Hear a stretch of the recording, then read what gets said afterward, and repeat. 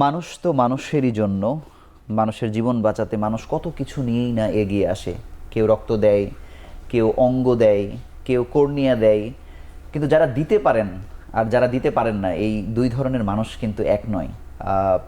আমরা এরকম অনেক ইতিহাস জানি। আরোগ্য নিকেতনের আজকের আলোচনার বিষয় আমরা দিয়েছি জীবন বাঁচাতে রক্ত ও অঙ্গদান। এই বিষয়ে কথা বলতে আমাদের স্টুডিওতে উপস্থিত হয়েছেন তিনজন অতিথি। আমাদের সঙ্গে আছেন শবনম সুলতানা, মরণোত্তর অঙ্গদানকারী সারা ইসলামের মা। একই সঙ্গে শবনম সুলতানা প্রশিক্ষক ও নারী উদ্যোক্তা। সঙ্গে আরও আছেন ফেরদৌস আখতার, যিনি নিজে কর্নিয়া গ্রহণ করেছেন সারা ইসলামের কাছ থেকে। এবং সঙ্গে আরও আছেন মোহাম্মদ নজরুল ইসলাম, তিনি একজন রক্তদাতা, জীবনে 136 বার রক্ত দিয়েছেন। একই সঙ্গে আমাদের সঙ্গে অনলাইনে যুক্ত হয়েছেন অধ্যাপক ডাক্তার হারুন আর রশিদ, প্রতিষ্ঠাতা সভাপতি কিডনি ফাউন্ডেশন। আপনাদের চারজনকে আমাদের সঙ্গে যুক্ত হওয়ার জন্য অভিনন্দন জানাচ্ছি এবং আমাদের অনুষ্ঠানে স্বাগত জানাচ্ছি। ধন্যবাদ। আমি প্রথমেই শবনম সুলতান, আপনার কাছে খুবই ছোট্ট করে একটু জানতে চাই যে আমরা বহু বছর ধরে অপেক্ষায় ছিলাম যে কেউ একজন মরণোত্তর কিডনি কর্নিয়া এসব দান করবে। সেটি আসলে সারা ইসলাম দিয়ে গেছে, দিয়ে আসলে অমর হয়ে গেছে। তাকে নিয়ে আমাদের অনেক আলোচনা হয়েছে। মানে কিভাবে এই যে সারা ইসলাম যে মানে এত বড় অবদান রেখে গেল, মানে এই শুরুটা আসলে কোথায়, যদি একটু আমাদের বলেন। শুরুটা যদি আমি করতে চাই তাহলে এটা একটা পারিবারিক ইতিহাস। কারণ আমার পরিবারের যারা আছেন এবং আমার বাবা প্রখ্যাত সাংবাদিক সানাউল্লাহ নুরি, সবসময় মানুষের কিভাবে উপকার হয় এবং আমার বোনেরা এবং আমার মা সবাই এই চেষ্টাতেই থাকতাম। তো এই থেকেই আমরা বড় হয়েছি। এই চারপাশের এই সুন্দর এই দানশীলতা, এটা দেখে দেখেই বড় হয়েছে।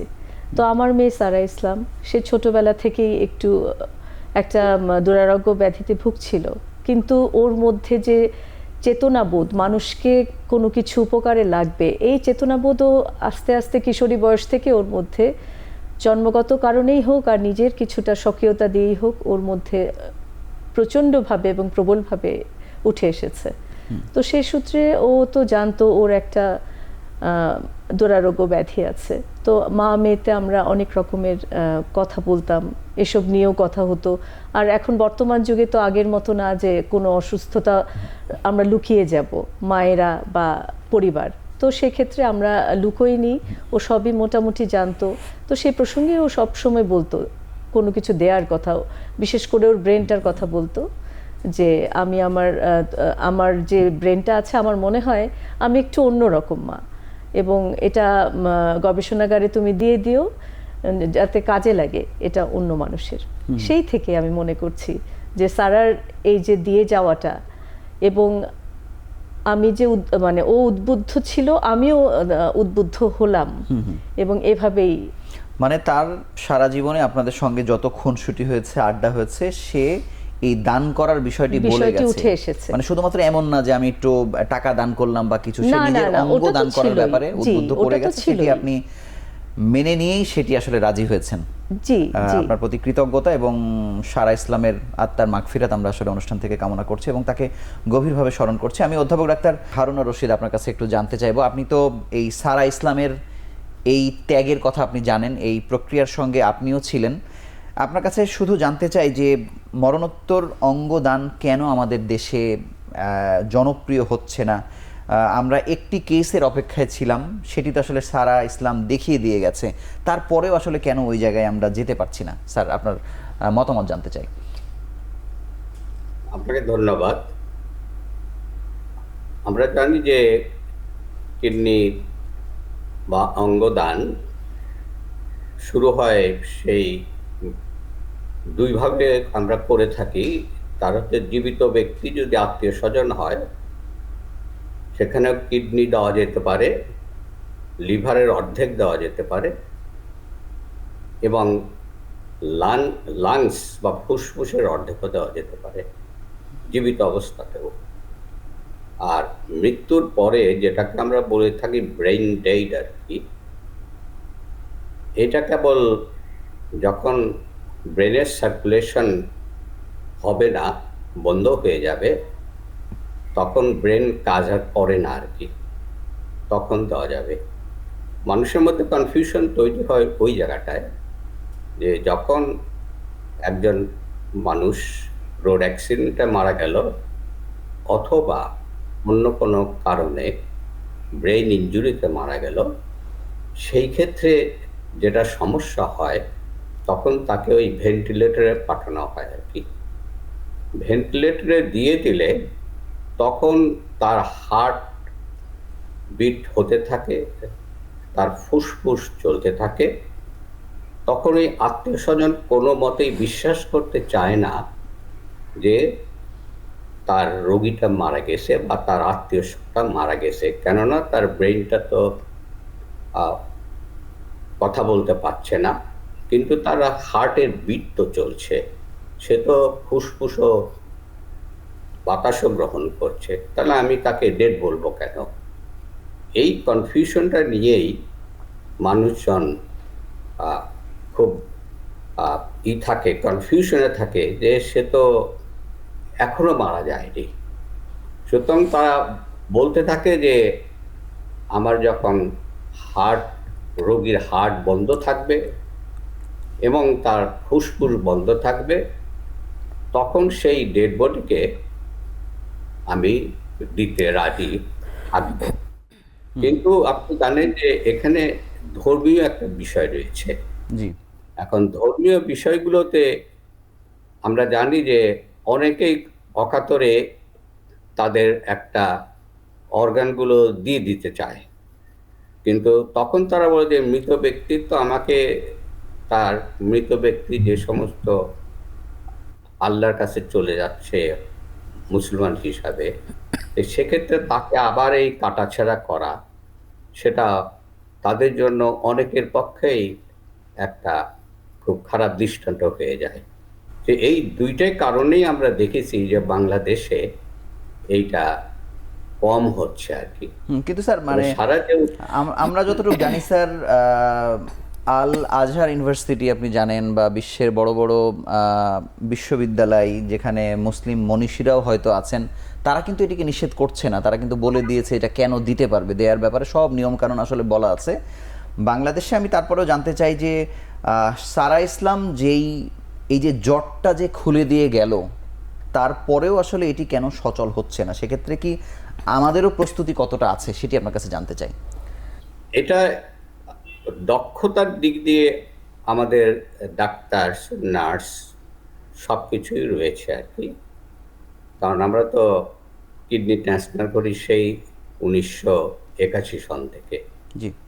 লিভার ট্রান্সপ্লান্টও মাঝে মাঝে হয়, এগুলো সবই জীবিত ব্যক্তির হয় আর কি।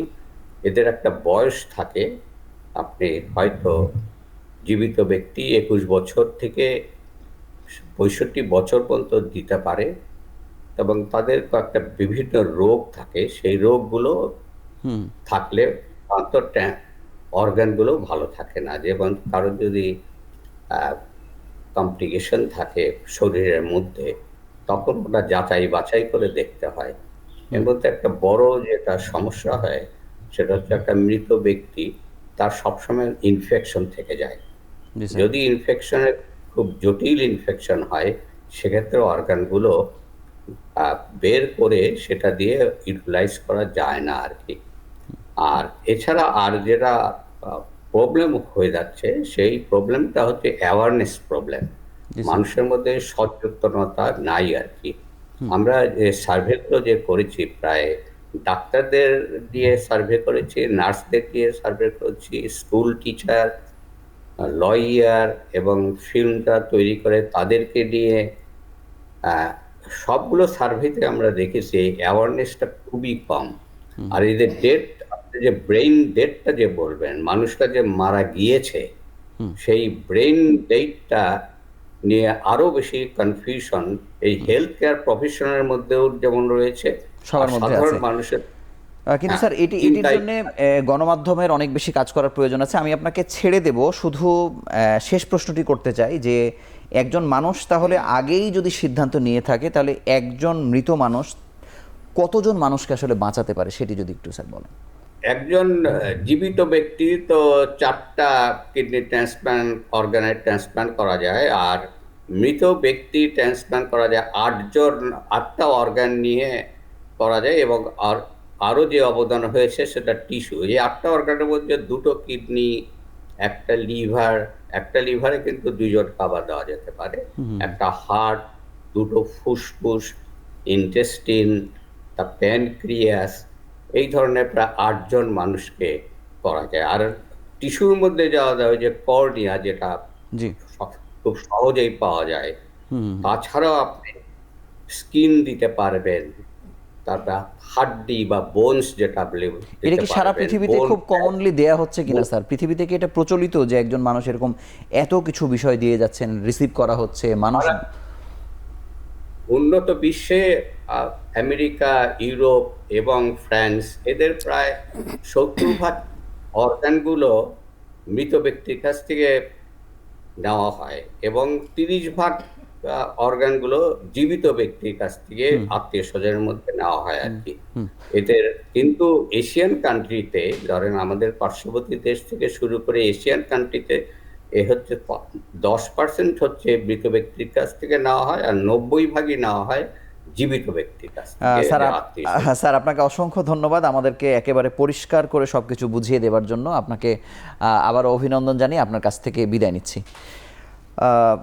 ফেরদৌস আক্তার, আপনার কাছে জানতে চাই যে যেই জটটি আসলে সারা ইসলাম খুলে দিয়ে গেছে, আপনি শুনলেন যে এশিয়াতে মাত্র 10% যারা মৃত্যুর আগে প্রতিশ্রুতি দিয়ে যান তাদের কাছ থেকে কর্নিয়া নেওয়া হয়, কিডনি নেওয়া হয়। এর মধ্যে আপনি একজন সৌভাগ্যবান যে আপনি একটি কর্নিয়া পেয়েছেন। তার মানে হচ্ছে আপনি সারা ইসলামের সেই কর্নিয়া দিয়ে পৃথিবীর আলো দেখছেন। মানে এই সারা ইসলাম বা তার মা, মানে এই পরিবারের সঙ্গে সম্পর্কটা আপনার কেমন হয়ে গেছে, বা আপনি ভাবেন মাঝে মধ্যে যে হ্যাঁ, আমি আসলে ওনার সারা সঙ্গে ইসলামের কর্নিয়া দিয়ে দেখছি? আমার আত্মার সম্পর্ক হয়ে গেছে। আমি তো মনে করি যে আমি সারা চোখে বিশ্ব দেখি, এরকম একটা ব্যাপার আমার কাছে। কারণ আমার তো ডান সাইডটা সম্পূর্ণ অফ ছিল, এখন তো আমি ডান সাইডে সব দেখতে পাচ্ছি। আমি মাঝে মাঝে ভাবি যে আমি সারা চোখে বিশ্ব দেখি। মানে সারা ইসলামের স্মৃতি আপনাকে কতটা তাড়িত করে? মানে এই কর্নিয়া পাওয়া কি খুব সহজ ছিল আপনার জন্য? না, মোটেও সহজ ছিল না। এই কর্নিয়ার জন্য আপনি কতদিন ঘুরেছেন? এই কর্নিয়ার জন্য আমি কম করে 6 বছর ঘুরেছি। 6 বছর ঘুরেছেন। হ্যাঁ, হঠাৎ করে কিভাবে, মানে সারার মানে কর্নিয়া আপনি কিভাবে পেলেন? সারা কর্নিয়া অবশ্য আমার যেহেতু ডাক্তারের কাছে করা ছিল, সিরিয়াল ছিল, তো কর্নিয়া আসছে, ডাক্তার খবর দিয়েছিল, আমি তখন আসলাম। আসার পরে তখন ডাক্তার বলছে যে এটা কর্নিয়া আসছে সিরিয়ালে, আপনি আসেন নাই, যারা আগে সিরিয়ালে ছিল তাদের দেওয়া হয়ে গেছে। তখন আমি ঈশ্বরদীতে ফিরে যাওয়ার জন্য তৈরি হচ্ছিলাম। এই মুহূর্তে ডাক্তার ফোন করলেন যে হলো আপনি আসেন, হলো কর্নিয়া একটা পাওয়া গেছে, তো আপনি হলো 19 তারিখে 9টার মধ্যে পিজিতে চলে আসেন। তো 19 তারিখে 9টার মধ্যে পিজিতে চলে গেলাম, মানে 23 সালের 19 জানুয়ারি দিয়ে তারপরে আমার কর্নিয়াটা দিয়ে পাওয়া গেল। ধন্যবাদ। শবনম সুলতান, আপনার কাছে একটু জানতে চাই যে সারা ইসলাম আসলে আরো কি কি দিয়ে গেছে? সারা ইসলাম আরও 2টো কিডনি দিয়ে গেছে দুজনকে। ওরাও মানে পেয়ে খুব আপ্লুত ছিল, কারণ ওরাও কিডনির জন্য অনেক ঘুরছিল। এবং একটা পরিবার একটা কিডনির জন্য তার পুরো জমি জমা বাড়িঘর বন্ধক রেখে ইন্ডিয়াতে চলে গিয়েছিল, ভারতে। আচ্ছা। ভারতে চলে যাওয়ার পরে ভারতেও সে অনেক টাকা খরচ করার পরেও কোনো কিডনি পায়নি। তারপরে মানে যেহেতু এই যে জীবিত মানুষদের মধ্যে তার হয়তো ম্যাচ করছিল না, অনেক চেষ্টা করেছে। আর ওখানে কি মধ্যস্থতাকারী তো আছেই, আমি ওই শব্দটা বললাম না, তো তারাও তাদের মাধ্যমেও চেষ্টা করেছে, কিন্তু কোনো অবস্থাতেই তারা পাচ্ছিল না। মানে সেরকম একজনকে সারা কিডনি দিয়ে গেছে। জি জি জি। আচ্ছা, আমি সেই গল্পে আরো আসবো, আরো কি কি দিয়ে গেছে। আমরা ছোট্ট একটি বিরতি নিয়ে আবার আলোচনায় ফিরছি।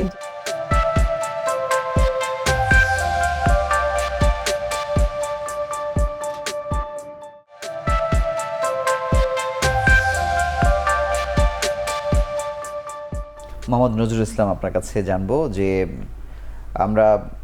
আমি ব্যক্তিগতভাবে সোশ্যাল মিডিয়াতে লিখেছিলাম যে 50-এর বেশি রক্ত দান করেছেন যারা, তাদেরকে আমি খুঁজছি।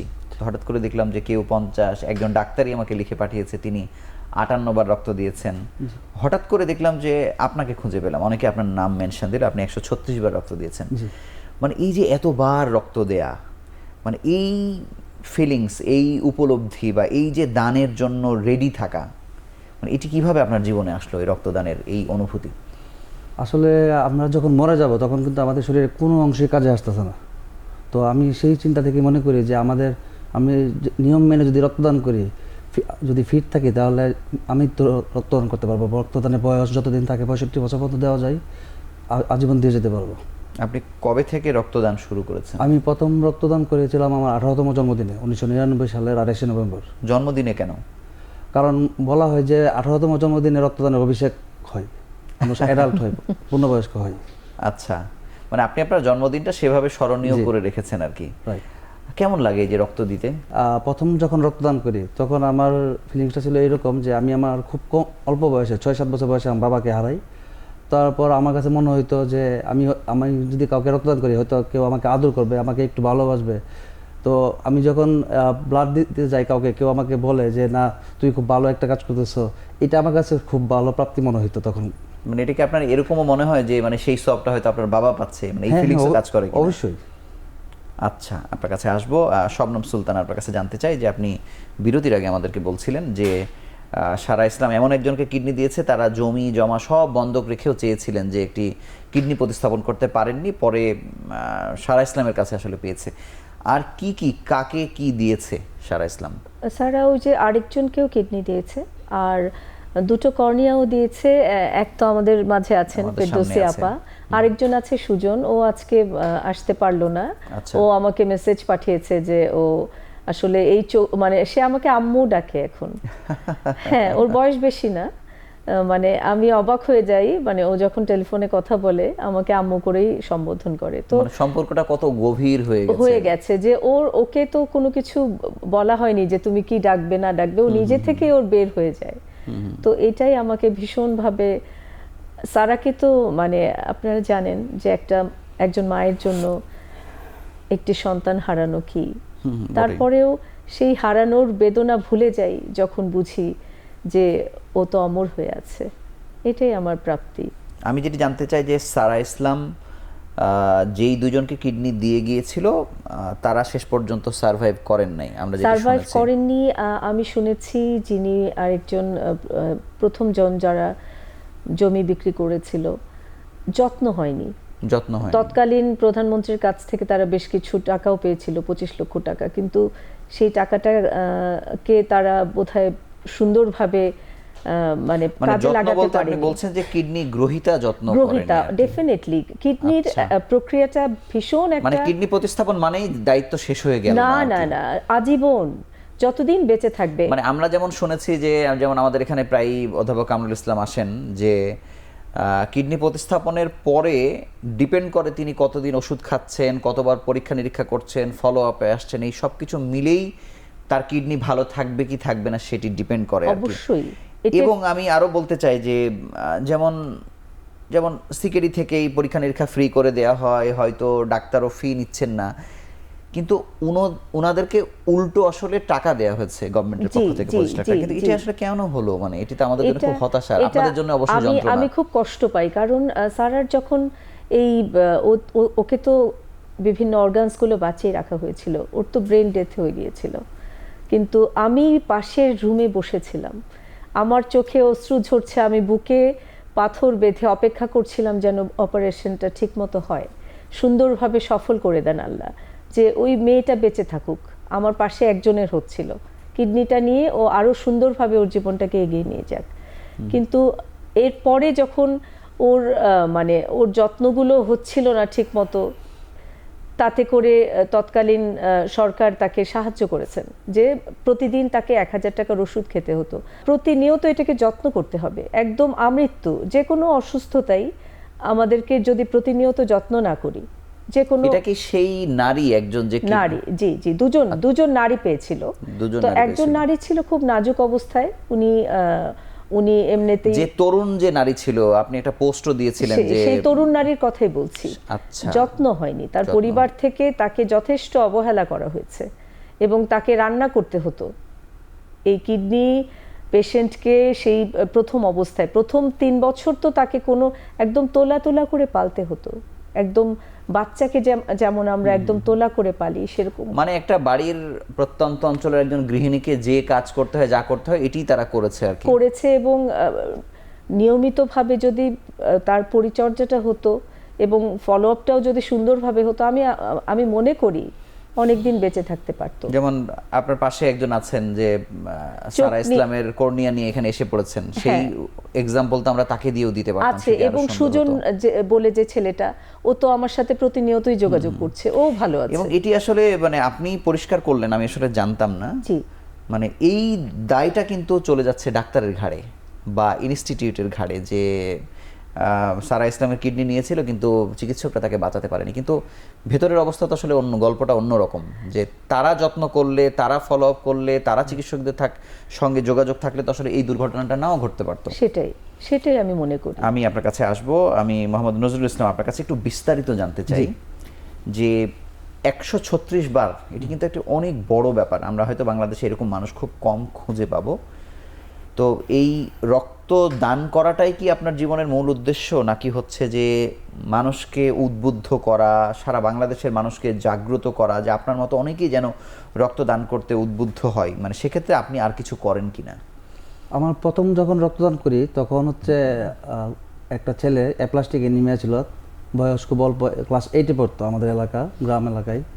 তো ওখানে গ্রামে কিন্তু ভালো চিকিৎসা পাওয়া যায় না। আর অ্যাপ্লাস্টিক এনিমিয়া এমন ধরনের একটা ক্যান্সার রোগের মতোই, শুধু ব্লাড লাগে, তাদের শরীরে ব্লাড উৎপন্ন হয় না। আমাদের যে বোন মেরু থেকে ব্লাড উৎপন্ন হয় তার এটা কাজ করতো না। তো তাকে প্রথমে 6 মাসে ব্লাড দেওয়া লাগছে 1 ব্যাগ, তারপরে 3 মাসে, তারপরে 2 মাসে, এভাবে আস্তে আস্তে তার মেয়াদ কমেছে। আমি নিজেই আমার শরীর থেকে তাকে 3 ব্যাগ ব্লাড দিয়েছি। আমার ভাই বোন সবাই দিয়েছে, তারপরে আমার বন্ধুদের কাছ থেকে নিয়েছি। লাস্টে এমন অবস্থা হয়েছে যে তার জন্য আমি ব্লাড গ্রুপিংটা শিখে নিয়েছি, কারণ আমাদের এলাকায় সন্তানি, বাদন, কোয়ান্টাম, রেড ক্রিসেন্ট কাজ করতো না ভৈরবে তখন। তো আমি ব্লাড গ্রুপিং লোকাল একটা হাসপাতালে প্যাথোলজিস্টের কাছ থেকে শিখে নিয়েছি। নিয়ে রাস্তায় বিভিন্ন চার দোকানে বা মোড়ে, চায়ের স্টলের সামনে একটা হাই বেঞ্চ, একটা লো বেঞ্চ নিয়ে ব্লাড গ্রুপিং করতে শুরু করলাম। বিভিন্ন মানুষের ব্লাড গ্রুপিং করে করে সেটা খাতায় লিখে রাখতাম, রেজিস্টার খাতায়। তো লাস্টে ছেলেটা 3 বছর আমি এইভাবে ব্লাড দেওয়ার পরে অবশেষে আর টিকতে পারে না, মারা গেছে। আমার কোলেই মারা গেছে একদম, যেদিন মারা যায় তাকে 2 ব্যাগ একসাথে দেওয়া হয়েছে। তো সেই থেকে আমার ভিতরে একটা জিদ চেপে গেছে। তো তখন থেকে আস্তে আস্তে মানুষও রক্তের জন্য আমাকে নক করতে থাকে বিভিন্ন সময়, আমার গ্রুপ হলে আমি দিতে পারি। তো এটা আসলে খুবই একটা খারাপ লাগা ব্যাপার যে আমার এই পজিটিভ হলে আমি দিতে পারতাছি টাইম হওয়ার পরে। কিন্তু এখন আমার মনে হয় আমার কাছে যে পরিমাণ রিকোয়েস্ট আছে, বি পজিটিভ, এবি পজিটিভ বা B negative, AB negative, rare গ্রুপগুলো, আমার মনে হয় কেন সবাইকে দিতে পারি না। কিন্তু আপনি যাদেরকে যাদের রক্ত পরীক্ষা করে দেখেছেন তার ব্লাড, এরকম তো অনেক মানুষ আসলে জানেই না যে তার রক্তের গ্রুপ কি, তাদেরকে রক্তদানে কতটা উদ্বুদ্ধ করতে পেরেছেন? না, অবশ্যই অনেকেই আমার দেখা থেকে উদ্বুদ্ধ হয়েছে। ইভেন আমি আর দেখা দেখি আমার বন্ধুরা অনেকেই আগে আসছে, অনেকেই ইতিমধ্যে রক্তদানে, আমি যেমন সেঞ্চুরি পার করেছি, অনেকে হাফ সেঞ্চুরি পার করেছে, 50 হয়ে গেছে। মানে আপনি যাদেরকে উদ্বুদ্ধ করেছেন তারা এমন দিয়েছে আর কি। হ্যাঁ, হ্যাঁ। আচ্ছা, আপনার কাছে ব্যক্তিগতভাবে কি মনে হয় যে আপনি যেমন নিজে স্বপ্রণোদিত হয়ে রক্ত দিয়েছেন, আপনার জীবনের সাথে একটি খুব বিয়োগান্তক ঘটনা যেহেতু আছে, মানে মানুষ কেন রক্তদান করতে চায় না? মানুষ কি জানে না, নাকি আসলে আগ্রহ পায় না? মানে মূল প্রতিবন্ধকতাটা কোথায়? মানুষ সবই জানে যে রক্তদানের এখন পর্যন্ত মেইন যে চ্যালেঞ্জটা, সেটা হচ্ছে যে সুয়ের খোঁচা, যেটা আমরা রক্ত নেওয়ার সময় যেটা দিই, এটাই এখন পর্যন্ত মেইন চ্যালেঞ্জ আমার কাছে মনে হয়। আর আমি যখন কাউকে রক্তের জন্য ফোন করি, সে অজুহাত দেয় কয়েক ধরনের। এর মধ্যে প্রথম হচ্ছে যে হয়তো সে মনে করতেছে সে অসুস্থ হয়ে যাবে বা সে মরে যাবে, অনেক এরকমও বলে। কিন্তু যখন আমি বলি যে দেখো না, আমি তো এতবার ব্লাড দিয়েছি, আমি তো মরি না, আমি তো সম্পূর্ণ সুস্থ আছি, আমি বিয়ে থা করে সংসার করতেছি, চাকরি বাকরি করতেছি, সম্পূর্ণ সুস্থ। তো এইভাবে বললে বুঝাইলে অনেকে আগে আসতেছে এইভাবে আস্তে আস্তে। মানে সঠিক তথ্যটি আসলে সেভাবে পৌঁছানো সম্ভব হয়নি। অনেকের হয়তো সেই অনুভূতি আছে, কিন্তু আমরা জানাতে পারলে তারা হয়তো দিত আর কি। হ্যাঁ, অবশ্যই। আপনাকে অসংখ্য ধন্যবাদ। আমরা আরো একটি ছোট্ট বিরতি নিয়ে আবার আলোচনায় ফিরছি।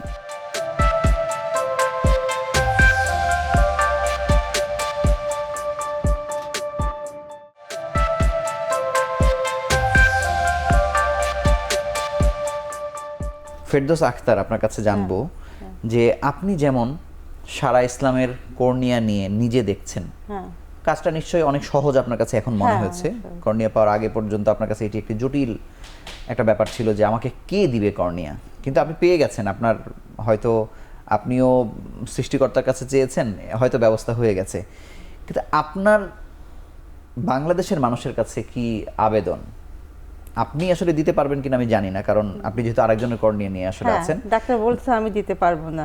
আপনি দিতে পারবেন না, কিন্তু হ্যাঁ। মানুষের কাছে আপনি কি বলতে চান যে একটি সিদ্ধান্ত মানুষের জীবনের চোখের আলো দেখা না দেখার পার্থক্য করে দেয়? না, আমি মানুষের কাছে বলতে চাই যে এটা কর্নিয়া দিতে কোনো অসুবিধা নেই।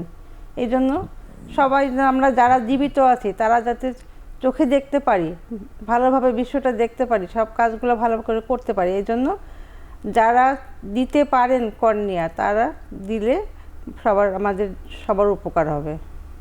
এটাই। তো এরকম কোন প্রোগ্রামে আপনি কখনো গিয়েছেন যে কত মানুষের কর্নিয়া দরকার সেটি জানেন কিনা? মানে আপনার মতো ঘুরছে এরকম জানেন না? না।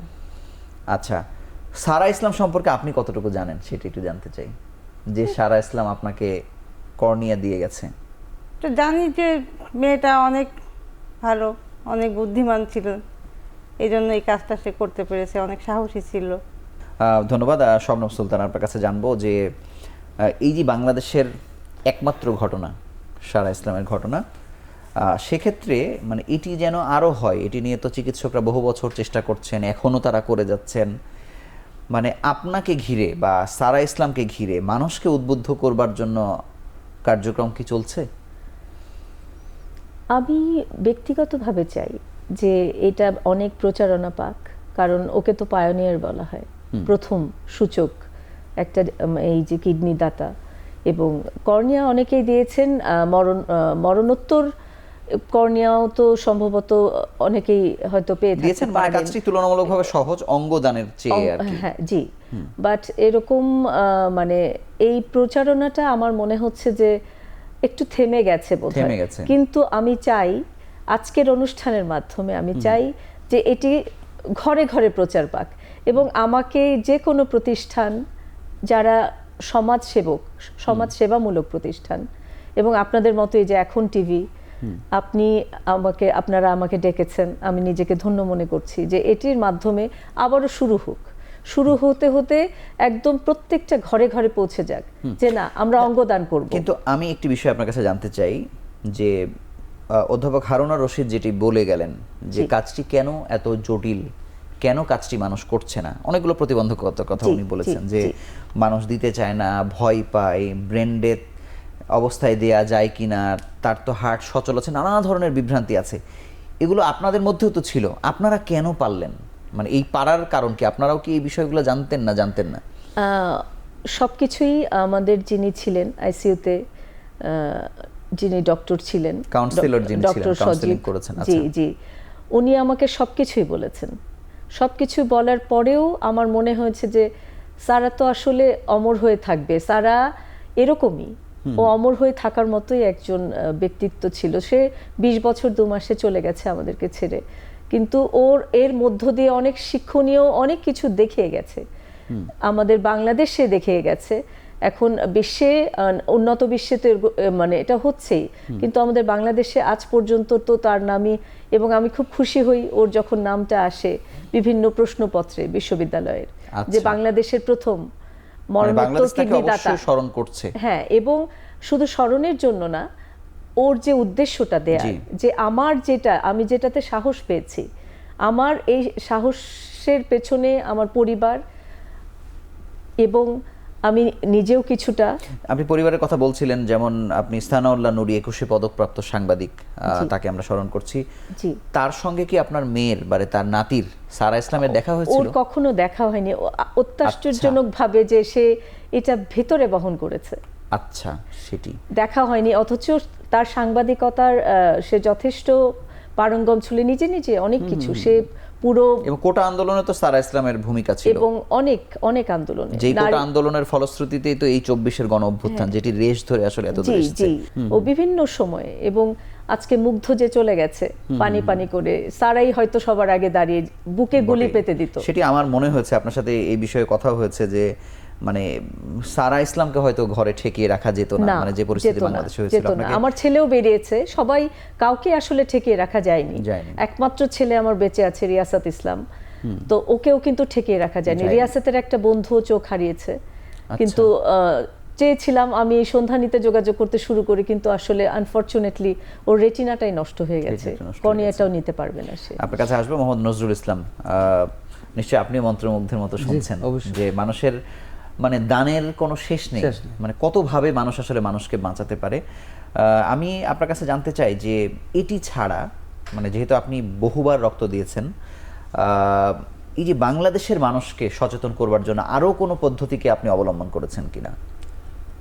আমি একবার 2013 সালে বাইসাইকেলে তেঁতুলিয়া থেকে টেকনাফ গিয়েছিলাম। আমার সাথে আরেকজন ছিল, রুবায়েত, আমার ছোট ভাই। তো কত কিলোমিটার? তো বহু কিলোমিটার। এটা প্রায় 1143 কিলোমিটার। আচ্ছা, কেন গেলেন? এটা হচ্ছে আমরা গিয়েছিলাম একটা চিন্তা থেকে যে রাস্তায় রাস্তায় ব্লাড গ্রুপিং করব মানুষের, এবং মানুষকে বলার জন্য যে রক্তদান একটা সহজ কাজ, এটা একদম সিম্পল, এখানে বইয়ের কিছুই নাই, এবং আমরা যে কেউ রক্তদান করতে পারবো। এবং আমি এটাও করেছি একবার, আমরা টিএসসিতে বসেছিলাম, একজন হিজড়া এসে আমার কাছে টাকা চাইলো। তো আমি কাউকে দেখা হইলে প্রথমে বলি ব্লাড গ্রুপ কি আপনার। স্বাভাবিকভাবেই তার কথা বলতে পারি, তার নাম হচ্ছে ইমু আপা বলে সবাই।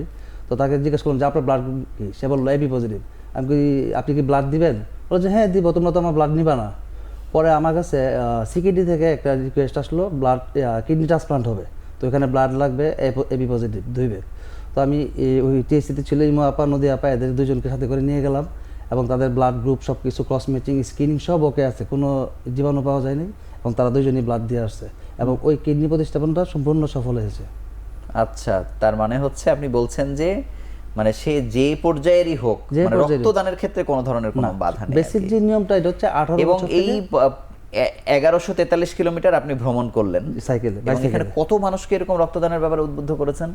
এটা তো এক্স্যাক্টলি বলা যাবে না, আমরা বিভিন্ন বাজারে থেমেছি, মানুষকে ওখানে কি আপনারা রক্তের গ্রুপও পরীক্ষা করে ব্লাড দিয়েছেন? গ্রুপ পরীক্ষা করে দিয়েছি, কথা বলেছেন তাদের কথা সাথে? বলেছি তাদের সাথে, আমাদের ভলান্টিয়ারদেরকে ট্রেনিং দিয়েছি কিভাবে ব্লাড গ্রুপিং করতে হয়, কিভাবে রক্তদাতাদেরকে মোটিভেশন দিতে হয়, তারা যেন ভয় না পায়, রক্তদানে আগায় আসে। বিভিন্ন গ্রামে যে অনেকে ভয় পায়, যেমন আমাদের এলাকায় একজন। কিন্তু আমি আপনার কাছে অন্য একটি বিষয় জানতে চাই যে মানুষ তো নানা কারণে ভ্রমণ করে, টেকনাফ থেকে তেঁতুলিয়া ভ্রমণের আরো গল্প আমরা জানি অনেকে করেছে, কিন্তু এই যে আপনি রক্তদানকে মাথায় করে নিয়ে যে ভ্রমণ করলেন, এই দুটোর মধ্যে মানে আপনি নিজে কেমন পার্থক্য খুঁজে পান?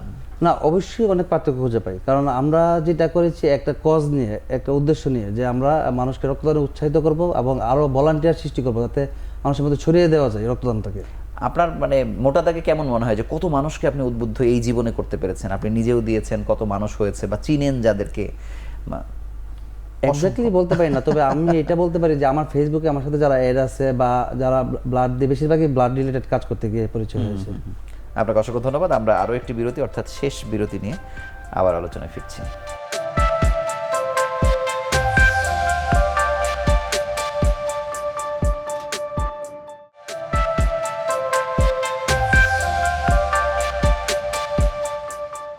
ফেরদৌস আক্তার, আপনার কাছে জানবো এই আগের সময়ে আপনার দেখা না দেখার পরিস্থিতি কেমন ছিল?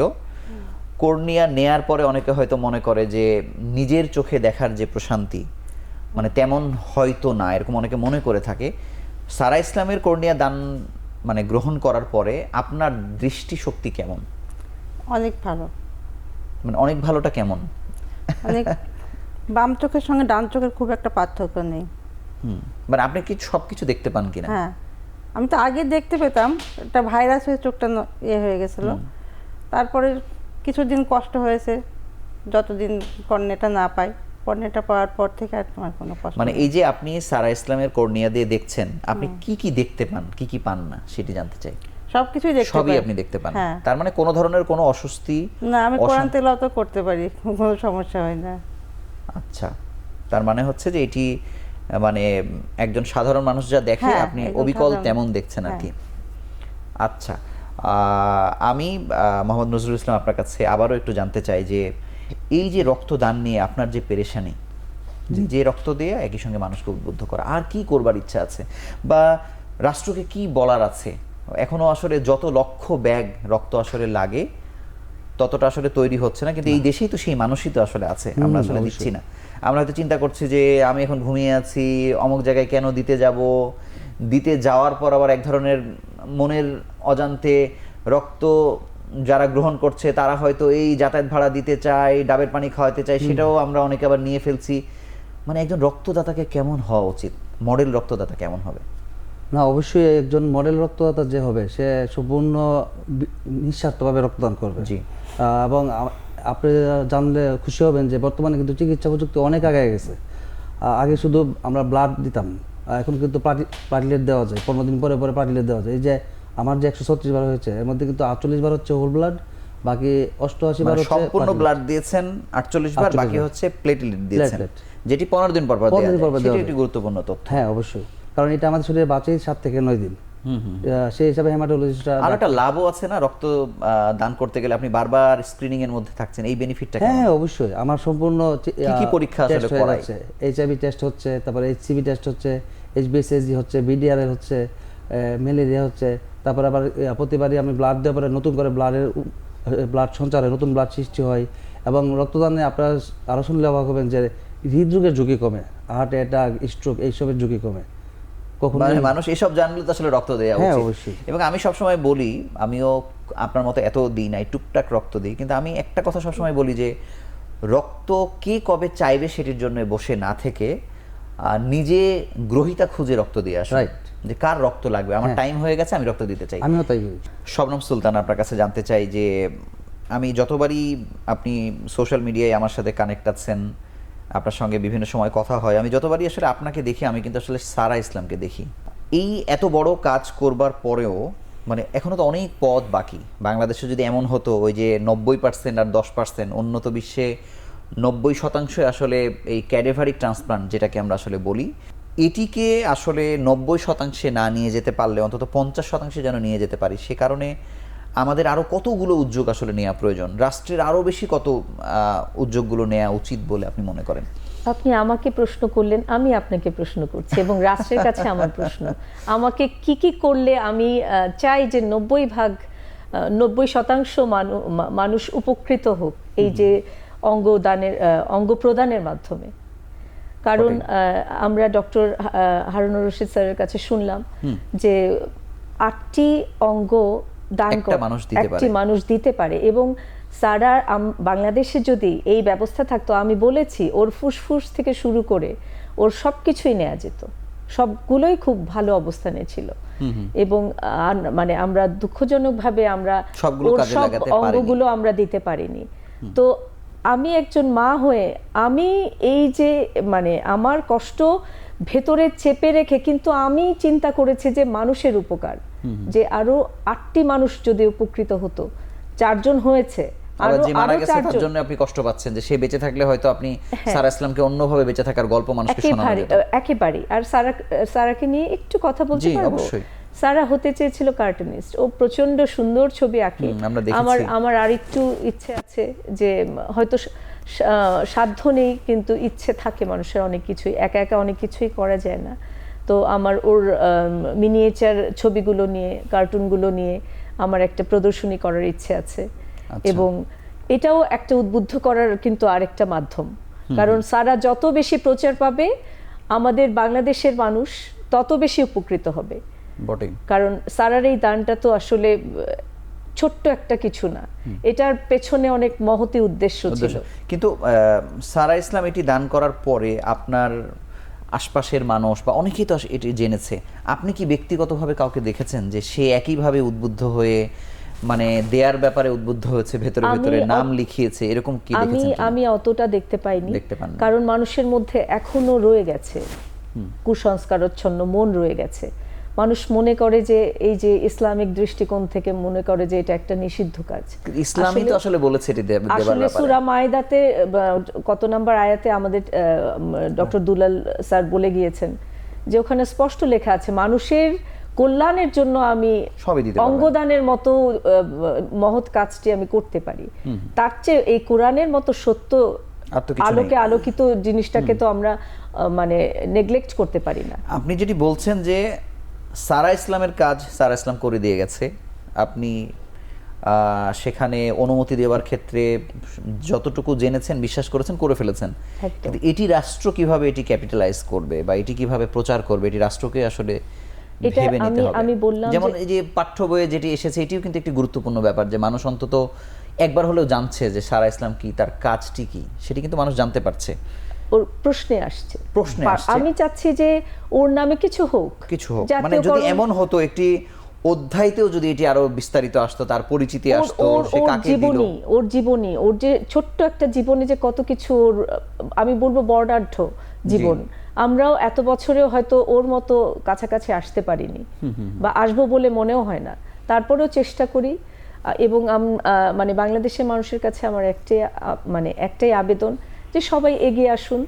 ইসলাম যেটাকে গুরুত্বের সাথে বলেছে সেটা আমরাও গুরুত্ব দিই সেটাকে, এবং সবাই যেন ঘরে ঘরে অন্তত একটি সারার জন্ম হয়। আপনাকে অসংখ্য ধন্যবাদ এবং আপনাদের তিনজনকে আমাদের সঙ্গে যুক্ত হওয়ার জন্য আবারও আন্তরিকভাবে অভিনন্দন জানাচ্ছি। আপনাকেও ধন্যবাদ। একজন সারা ইসলামের কথাই বারবার আমরা ঘুরে ফিরে বলছি যে খুব অল্প বয়সী একজন কিশোরী আমরা বলতে পারি যে সে বাংলাদেশের পুরো দৃশ্যপট বদলে দিয়ে গেছে। নিজে তার কিডনি দান করেছে, কর্নিয়া দান করেছে, আরও অনেক কিছু দান করার ছিল যদি রাষ্ট্র সেটি নিতে পারত। তো আমরা চাইবো তার মায়ের ভাষায় যে সারা ইসলাম আরও বেশি তৈরি হোক। এবং একই সঙ্গে আমাদের কাছে নজরুল ইসলাম আছেন, যিনি 136 বার রক্ত দিয়েছেন। শুধু রক্ত দিয়ে কিন্তু তিনি থেমে যাননি, তিনি মানুষকে উদ্বুদ্ধ করে বেড়াচ্ছেন। এরকম আমরা প্রত্যেকের জায়গা থেকে অন্তত রক্ত দিয়ে হোক, মরণোত্তর কর্নিয়া দিয়ে হোক বা কিডনি দিয়ে হোক, কোনো না কোনোভাবে আমরা যদি মানুষের পাশে দাঁড়াতে শিখি, আমার মনে হয় সৃষ্টিকর্তা আমাদের পাশে এসে দাঁড়াবেন। তো সেই প্রত্যাশায় আজকের মতো বিদায় নিচ্ছি। ভালো থাকুন, সুস্থ থাকুন।